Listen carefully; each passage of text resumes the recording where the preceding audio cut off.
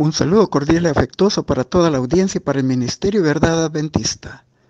Damos gracias a Dios por el estudio de la lección número 13 programado para el sábado 23 de septiembre, Haciendo la Paz. Sobre todo, tomen el escudo de la fe con que puedan apagar todos los dardos encendidos del maligno. Tomen el yelmo de la salvación y la espada del Espíritu, que es la palabra de Dios. Efesios capítulo 6, versos 16-17. A diferencia del clásico devocional cristiano de John Bunyan, El progreso del peregrino, editado en 1678, que presenta una alegoría de la fe cristiana describiendo los serie de obstáculos y desafíos del viaje del cristiano rumbo a la ciudad celestial y en búsqueda de salvación. 1600 años antes, el apóstol Pablo, en su condición de embajador en cadenas y prisionero de Jesucristo por causa del Evangelio y por amor a los gentiles, Efesios 3:1 y 6:20, presenta la realidad de la batalla del cristiano contra las fuerzas del mal. A lo largo de su carta desarrolla el gran tema de la unidad y ve a la iglesia de muchas formas. En la última de sus expresiones es la iglesia como un ejército, que debe de ser fortalecido en el poder de la gracia del Señor y luego vestido de toda la panoplia divina, o sea, toda la armadura de Dios, desde la cabeza hasta los pies, para ser protegido en sus batallas contra el mal.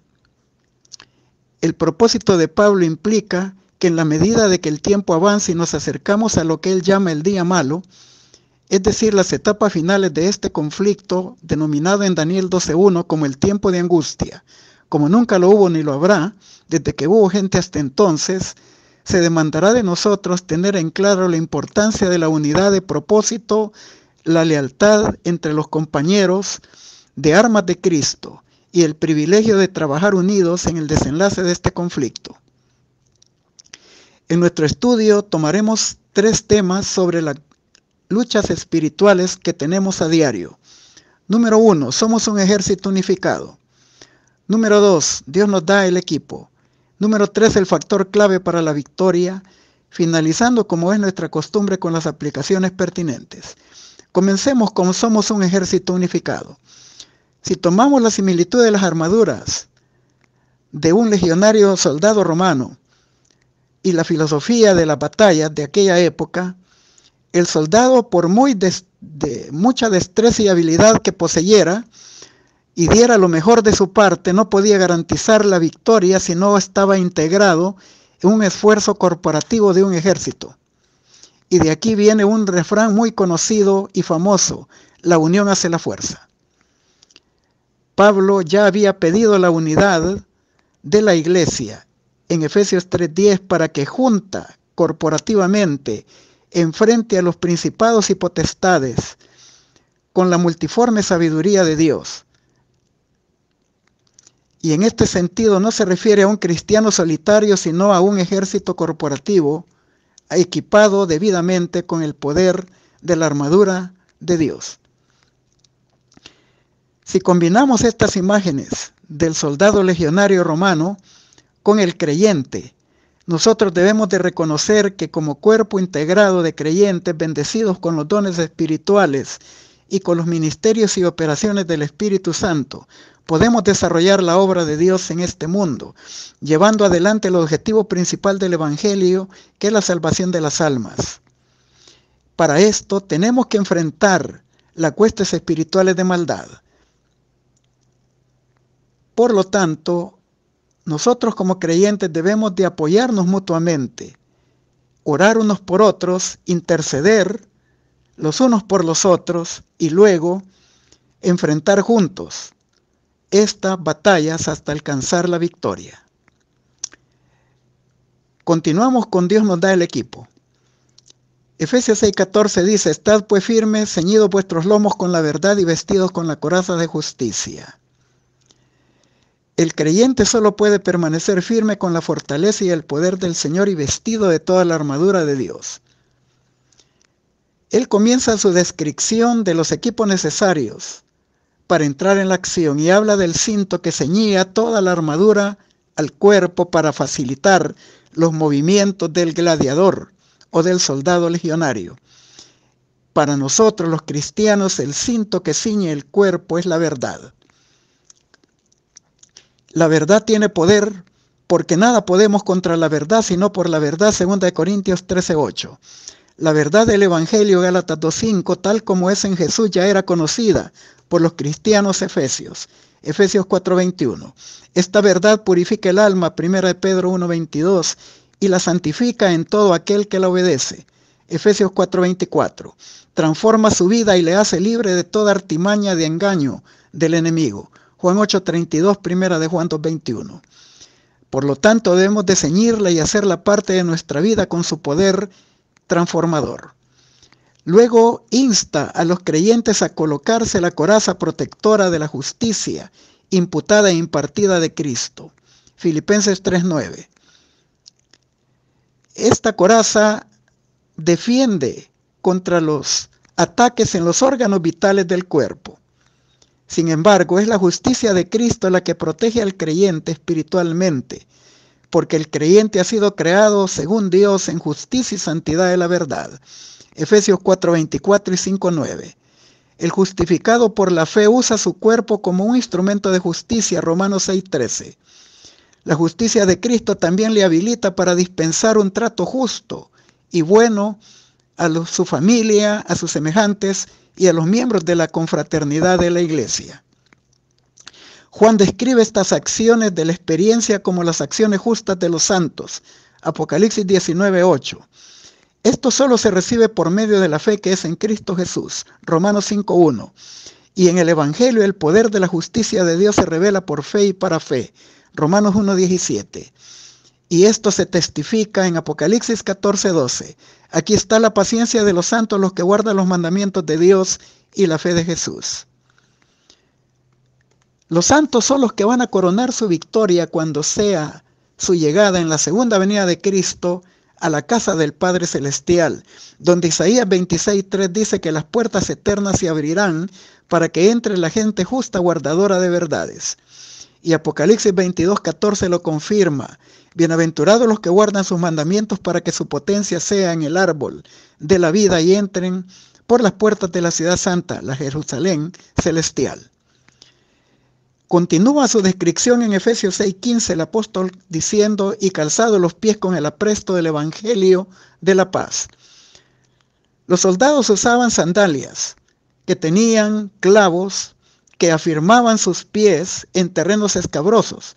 El propósito de Pablo aquí es recalcar que el cristiano debe de calzar sus pies con el apresto del Evangelio de la paz.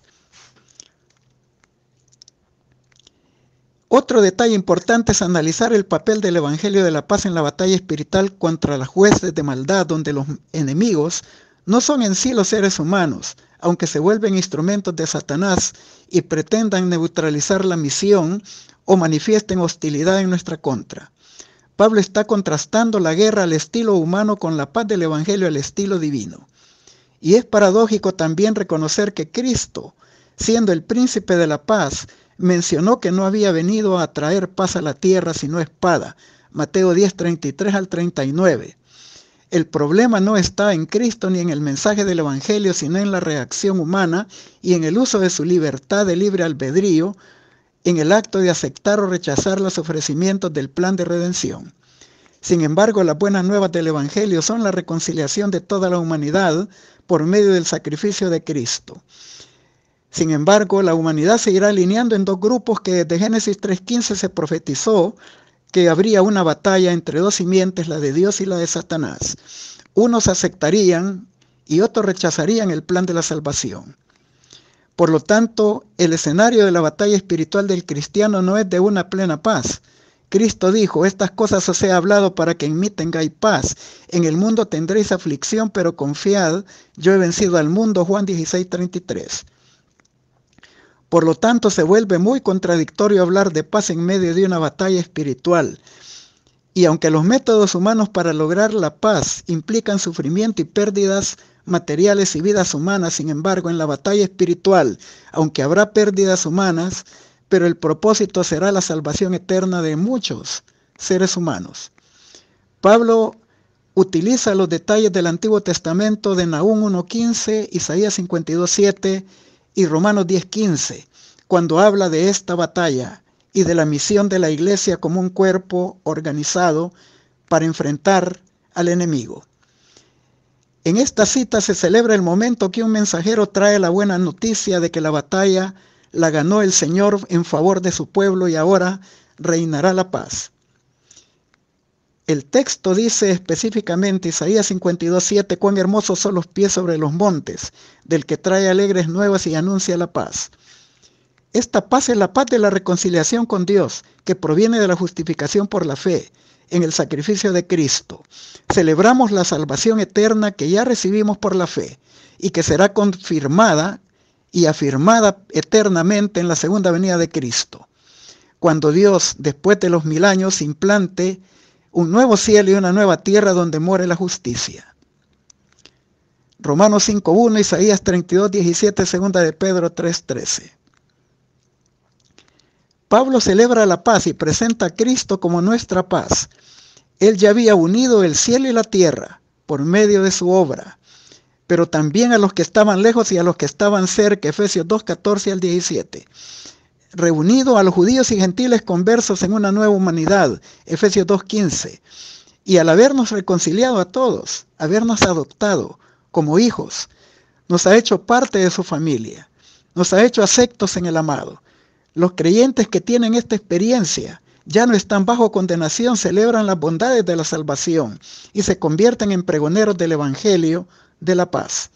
El Evangelio de la paz también es el apresto, o sea, la preparación para enfrentar las batallas espirituales.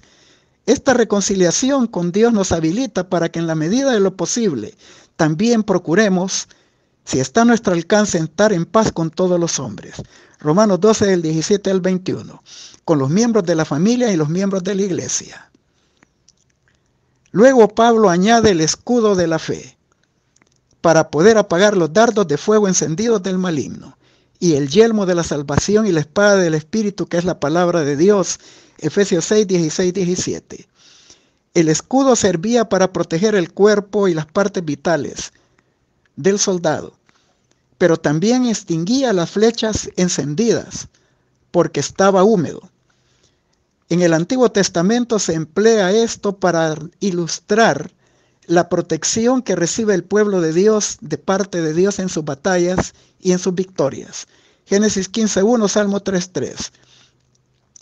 Empuñar el escudo de la fe implica darle a la fe un uso especial, porque la fe aquí equivale a apoyarse en la confianza básica en Dios, en su palabra, en sus promesas, para enfrentar los ataques, las tentaciones y las amenazas del enemigo, ya que sin fe es imposible agradar a Dios. Hebreos 11:6. Pablo presenta la fe como el recurso que neutraliza las mentiras y las promesas de placer del enemigo, que nos acosan para abandonar la alternativa del camino correcto. El diablo lanzará sus dardos sobre el corazón del creyente y producirá el conflicto entre el deseo de la carne y del espíritu. Gálatas 5:17. Pero Dios nos dará su protección con el escudo de la fe, porque sobre toda cosa guardada guarda tu corazón, porque de él mana la vida. Proverbios 4:23. El dragón se airía contra el remanente porque no puede doblegarlo de su lealtad a Dios, porque ellos tienen la fe en Jesús, pero también la fe de Jesús, que los protege. Apocalipsis 14:12 y 12:17. El casco de la batalla romano le protegía totalmente el cerebro, el rostro y toda su parte de estructura, sus orejas, su cuello y sus mejillas. El yelmo de la salvación, Efesios 6:17, implica que debemos de estar conscientes de esa esperanza de salvación que hemos recibido en Cristo Jesús. 1 Tesalonicenses 5:8. Esto nos ayuda en medio del desaliento, de la duda, del desánimo, infundidos por el enemigo. Debemos de estar conscientes de que Cristo ya nos libertó en el pasado pecaminoso y nos sostiene en el presente y pronto nos dará la eterna redención. Efesios 2:1 y 5. Romanos 6:22, 2 de Corintios 1:10. Nuestra esperanza en Cristo penetra detrás del velo en el lugar santísimo y nos afirma como un ancla en el trono de Dios. Hebreos 6 del 18 al 20. Nuestro desafío en esta batalla espiritual es que nada ni nadie nos aparte del amor de Cristo. Romanos 8 del 35 al 39. Por tanto, depongamos nuestros temores y confiemos poderosamente en el poder de Cristo que está entronizado a la diestra del Padre Celestial. Efesios 1 del 15 al 23. Luego él describe la espada del Espíritu, que es la palabra de Dios. De todos los anteriores eran armas defensivas, pero esta, además de defensiva, también es ofensiva para atacar a los enemigos, a las huestes espirituales de maldad. La palabra de Dios es viva y eficaz y más cortante que toda espada de dos filos, Hebreos 4:12. El cristiano debe de usar la palabra de Dios como arma poderosa para atacar a Satanás, ya que Jesús nos enseñó a derrotarlo como Él lo derrotó en el desierto, con un escrito está, Mateo 4 del 1 al 11. Él ha prometido a sus apóstoles y también a nosotros: yo os daré palabra y sabiduría, la cual no podrán resistir ni contradecir. Lucas 21:15. La palabra de Dios actúa en nosotros. 1 Tesalonicenses 2:13.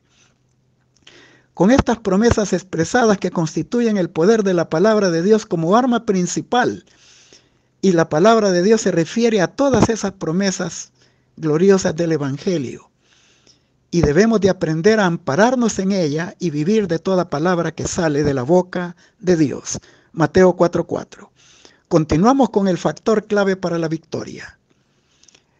Orando en todo tiempo con toda oración y súplica en el Espíritu, y velando en ella con toda perseverancia y súplica por todos los santos, y por mí, a fin de que al abrir mi boca me sea dada la palabra, para dar a conocer con denuedo el misterio del Evangelio, por lo cual soy un embajador en cadenas, que con denuedo hable de él como debo de hablar.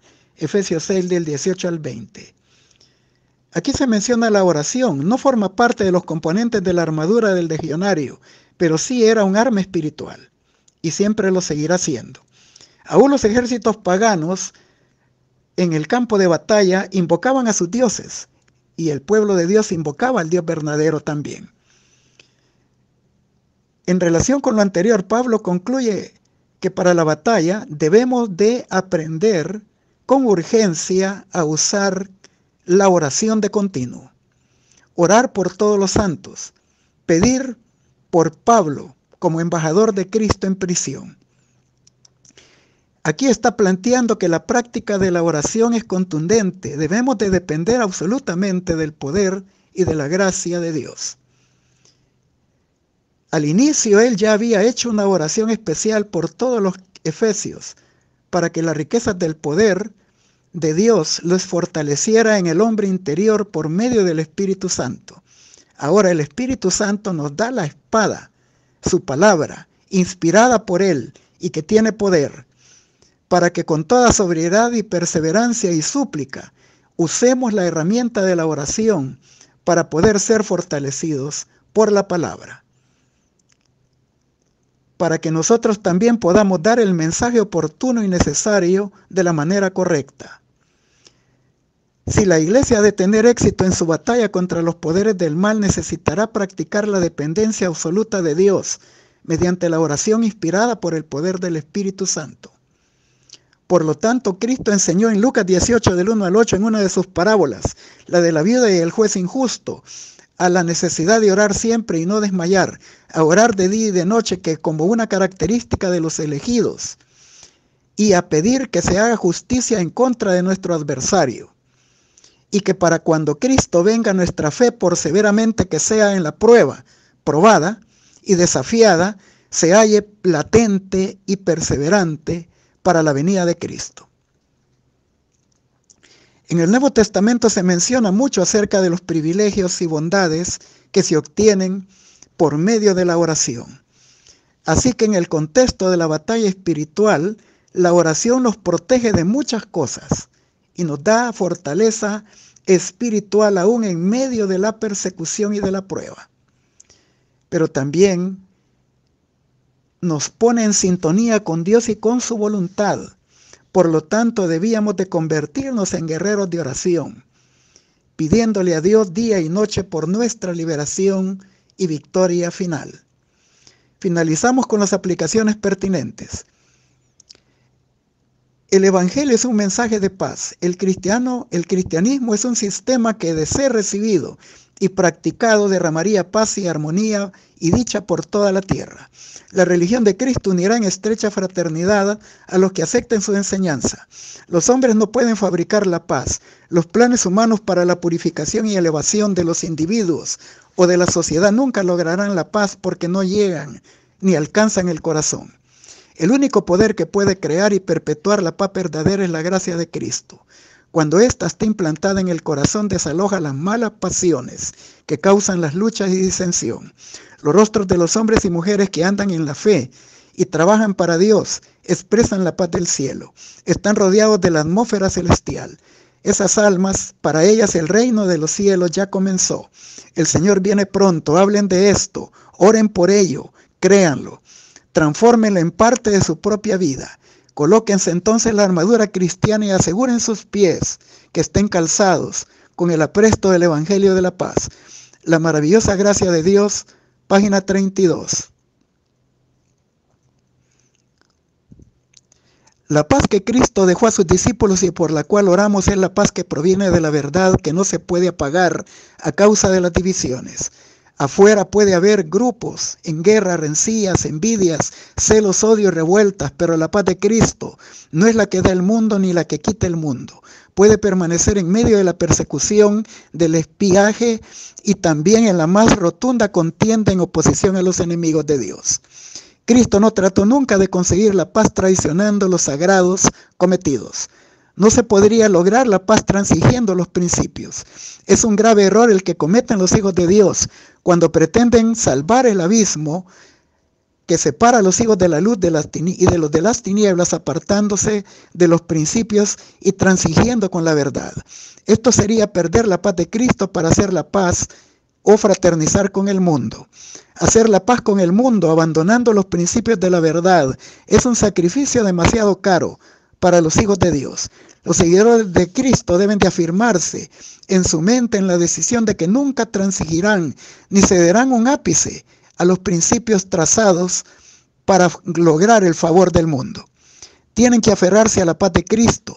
Dios nos cuida, página 45. A medida que las pruebas nos rodeen, se verán en nosotros separación y unidad en nuestras vidas. Algunos que están ahora listos para tomar las armas de la lucha demostrarán en el tiempo de verdadero peligro que no han edificado sobre la roca y cederán a la tentación. Los que han tenido gran luz y privilegios preciosos, pero no los han aprovechado, con un pretexto u otro nos abandonarán. No habiendo recibido el amor de la verdad, serán arrebatados por las seducciones del enemigo y prestarán oído a espíritus seductores y doctrinas de demonios y se apartarán de la fe.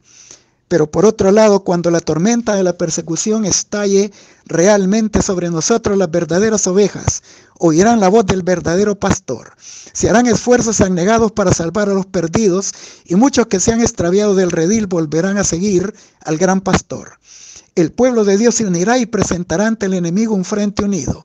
En vista del peligro común cesará la lucha por la supremacía. No habrá disputas acerca de quién debe de ser el mayor.